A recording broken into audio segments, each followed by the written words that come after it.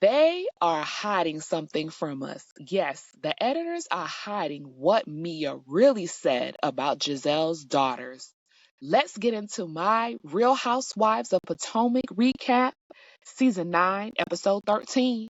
So the episode opens up the next morning, and Mia is frantic because she's saying she doesn't know where the kids are. She has dropped the kids off at one nanny so she can be free to go on the trip, not with Gordon. She said Gordon then picks the children up and then takes them to another nanny, but Mia doesn't know where or when Gordon picked them up and dropped them off to whom. She says she's been reaching out to Gordon and Gordon is not answering her.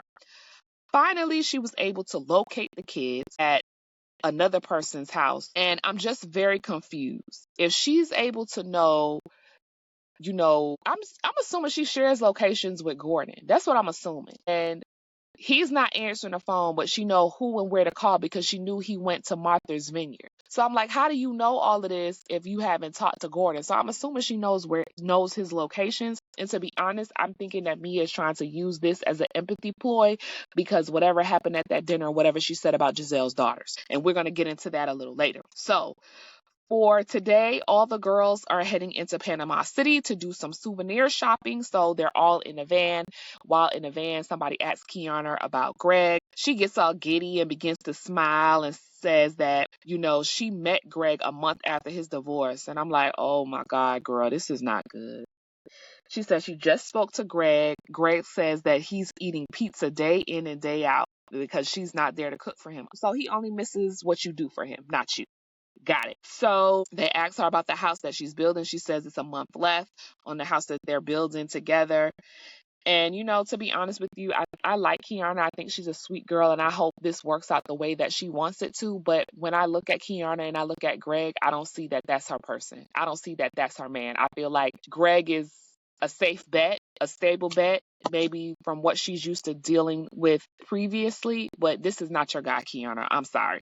And let me know your thoughts in the comment sections if you agree or disagree. So the next conversation that comes up is they have divulged that Karen has a list of things that Ray needs to do in order to put the spark back into their marriage and bring it back alive. So, they say that Ray doesn't open. She's saying Ray needs to start opening doors for her. He needs to get better at traveling with her and, going downtown. Giselle asks her, well, does she give reciprocation, the BJ?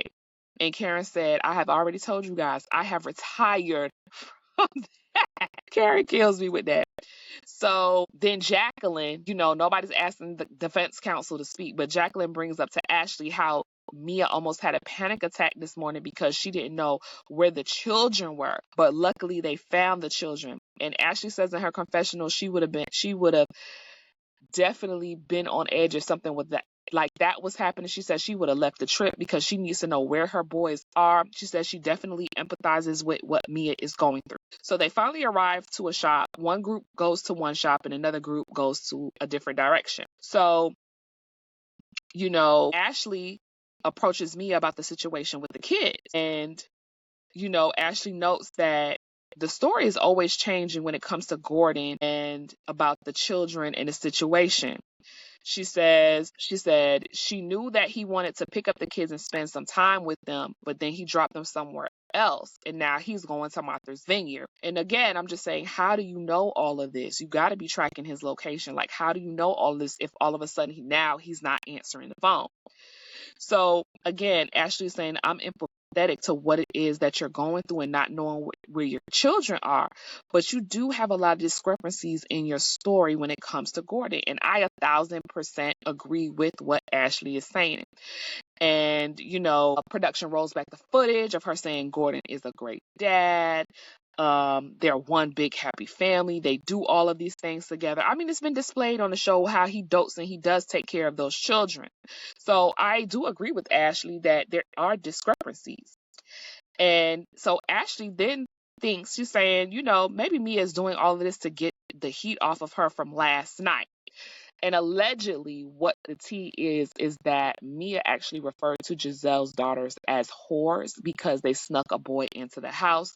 It was asked that Giselle asked and Mia asked that production would, cut that from the show. So that's what they're thinking about. And they are alluding to something that really went down bigger than what it was, because if you pay attention to the episode, there's going to be certain scenarios that are brought up that alludes to that, and I'm going to get into that later. So Ashley then calls out Mia for saying what she said last night wasn't appropriate, and it seems like it seems like Mia is not even remorseful, and that she was double downing on it. And Ashley says, when you behave like that or when you do things like that, it makes me hard to show up for you when it's time to. And Mia says, well, then don't show up for me. And I said, oh, okay. So Mia, your little friendship with Ashley is a friendship of convenience. Ashley, Mia don't really give a damn about you. She just looking for sympathy from whoever's going to give it to her.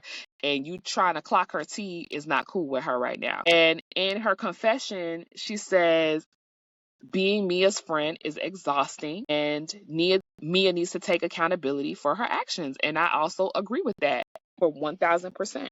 So here comes So Clueless Stacy goes to Mia and says how she empathizes for her in the confessional. She empathizes for Mia, but she notices that Ashley has her foot on Mia's throat right now. And I'm like, Clueless Stacy, please, you don't see Mia for her work, and you really need to open up your eyes and fix your wig. Next. So Jizzy, Jacqueline, and Karen and Wendy are having a sidebar conversation about whatever Mia did the night before. Wendy told Jizzy, you a better woman than me, because I would have cleared that whole table. And that's what I mean. They're alluding to something that bigger that occurred, but it wasn't shown. So they're out at a restaurant. They're just going to have appetizers there. The girls give Wendy the souvenirs that they bought because they said Wendy has been a really good host as far as the trip is concerned, and so they want to give her souvenirs. They decide that they're going to have a kiki and play a game of mimicking everybody. They had a good kiki off of that. Ashley then brings up to Jacqueline, she's like, is Ink the guy that you and Mia have shared or have in common? And I was like, damn, Ashley? So Jacqueline denies it, but then said it was two men that they shared instead of one. And I'm like, oh my gosh, why would you even say that? That's like putting 20 on 40. Like, why would you even? Nobody asked you how many men. You should have just said, no, it wasn't Ink, and that was it. Mia then chimes in and says that it happened with Ink's best friend, but there was some type of foreplay between Ink and Jacqueline. And why did you even say that? Like, then Mia tells us that they all showered together, but this happened over 20 years ago. Oh, they love taking showers together. Like, child. So Wendy reiterates that this location was just the appetizers. We're going to go ahead and change in the bathrooms here and head out to a real trendy spot for dinner. Because remember, their resort where they're staying is 2 hours away from Panama City. So they're not close to everything. So they're very much doing everything while they're already out there. So one of the ladies then brings up the fact that they read something about Kiana's case and began to ask Kiana about it while they're at the new location getting ready to eat. Kiana basically lets them know, that yes, she is suing them. It's a civil and it is a criminal case. They're surprised that she's suing Deborah because they say Deborah doesn't have any money. And Kiana explains that I have injuries that I'll have to deal with for the rest of my life. And that's very much, if Deborah doesn't have any money, that's a Deborah problem. And I don't want to talk about Deborah in this case anymore. And I clocked it and I get it. And that's that. So after the ladies placed their orders for dinner, Wendy asked how the shopping was and how did everything go with the other group of ladies. And Ashley said, I'm feeling overwhelmed. And here go Clueless Stacy chiming in and says that, she feels bad for Mia because Mia didn't know where her children were and, basically giving the rundown like on that. And again, I'm going to say to you guys, if I'm wrong, if her kids were really missing, she really didn't know where they're at, of course, my heart goes out to her. Empathy, empathy, empathy. But I'm feeling like this is not accurate and this is not true. Because when Mia was in that van riding back, she was FaceTiming with Ink. And she was telling Ink, oh, how she can't wait to get back to him. She feel like catching another flight so she can give him some of that Panama puss. So if you thought something had happened to your kids, wouldn't you be rushing back to get back to your kids, or would you be rushing back to give your boyfriend the Panama puss? Let me know in the comments what you think, guys. And kindly like, subscribe, and turn on the notification bell so you're notified the next time I drop a recap. So Wendy chimes in when discussing the whole thing about Mia not knowing where her children are at. She says, well, maybe it's not best for Gordon to be around the kids when he's in that state. And Mia says, but, I can't go to the courts and say he's an unfit father because he really is a good father. But it comes to turn out that Mia has full custody of those children. So if she wanted to limit Gordon's time that he spent with the kids, she could.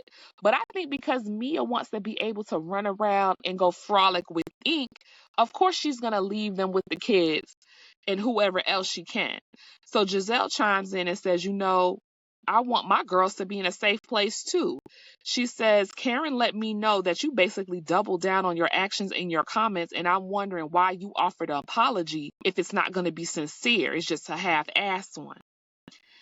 Mia then says her life is crazy right now and she's just tired of being judged in her social media. And if you don't like it, don't watch it. And they're like, well, why are you posting about it? You giving people something to talk about.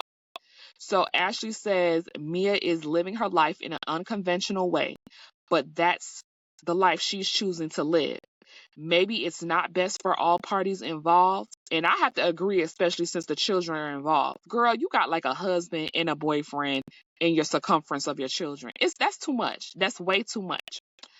So here comes defense counsel Jacqueline. She tries to come in and defend the girl had trying to defend Mia and all of this stuff. Mia's been through a lot. All the conversations have been heavily about Mia and what she's going through. And Wendy said, woe is me.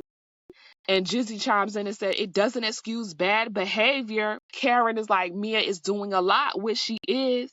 Mia then chimes in to say, I'm here to celebrate liberation, but there's no liberation at this table, just a bunch of miserable bitches. And I'm like, here she go again, insulting everybody at the table. She's so full of it. And I'm like, you ain't gonna get no sympathy by calling everybody no bitch.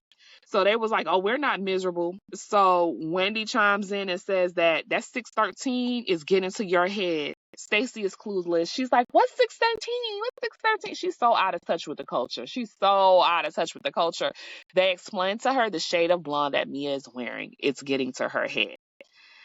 And Stacey agrees in her confessional that the wig color is not a good Mia, which it isn't. It's not a good color match. It doesn't look good on her.